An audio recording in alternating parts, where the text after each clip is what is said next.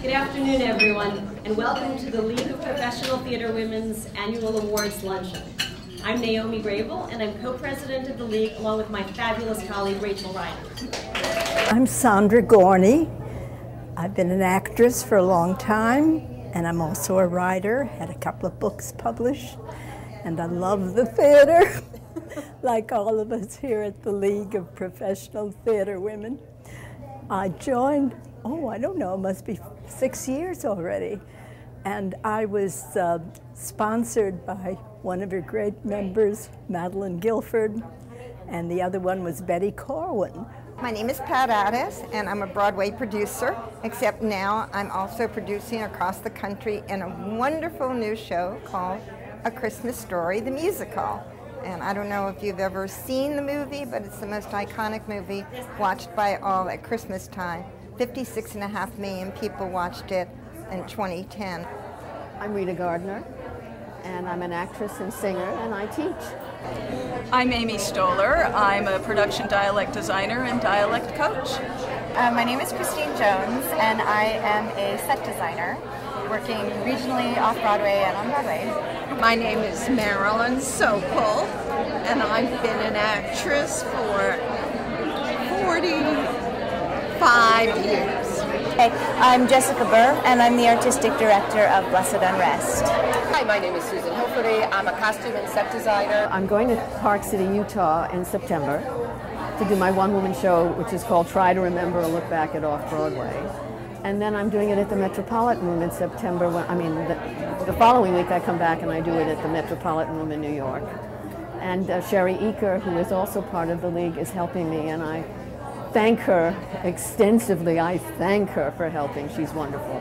I'm very excited to be working on the Teresa Davy project at the Mint Theatre Company. She was a virtually unknown woman playwright from the Abbey Theatre. She wasn't unknown when she started.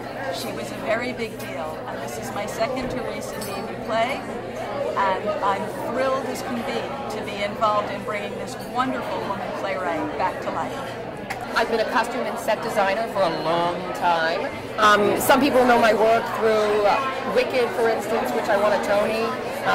Christine Jones, who's the recipient of the Ruth Morley Award today, and I both designed the musical Spring Awakening.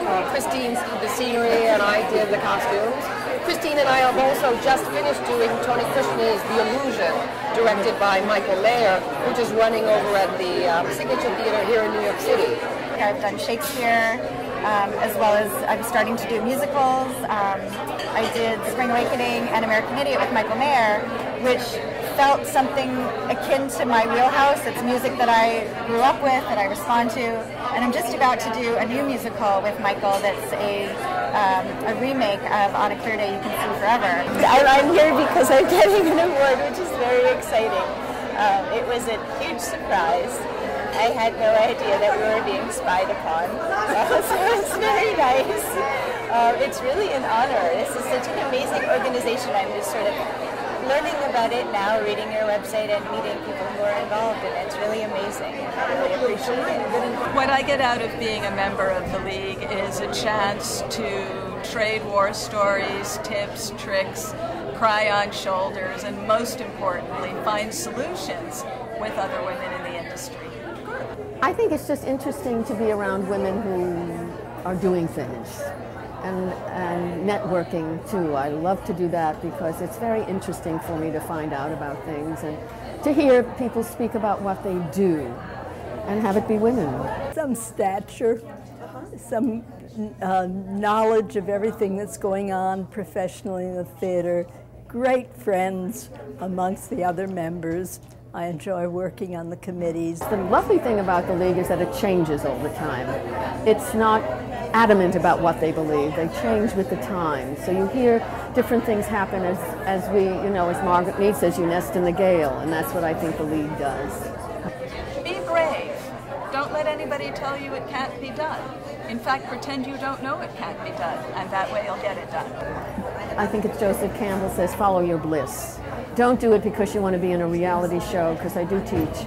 And don't do it because someone else is doing it. Do it because it's your passion. And then study. Because when you get older, you want to have a career that lasts. And if you know your craft, you'll last. I think that it's mostly important to do theater that you love. And if that means starting your own theater company, finding a tribe of people that you really connect with, and working to produce work that you're passionate about, I think that's the most important thing. Whether it's happening in a shoebox, way, west on 42nd Street, or whether it's happening on Broadway or regionally, wherever it happens, that doesn't matter. But that it's something that you would love to see yourself. The advice that I always give any artist, whether or not they're a young artist or an older artist, is to be true to yourself. I think we're constantly pushing ourselves against many boundaries, not quite understanding what they are, and that ultimately the satisfaction in our work comes through our understanding of our own selves, of who we are as artists, and not trying to predict where we're going to go, but to live within that event. I've had the great good luck to be working with Athol Fugard, the South African writer and director, since 1980. And we're continuing that collaboration. We've been working together since then, and we're continuing this collaboration this year. And it is one of the great lessons that I've learned from Athol, which is to be true to yourself. Don't try to do things that are different or beyond. How do you find the secret within yourself?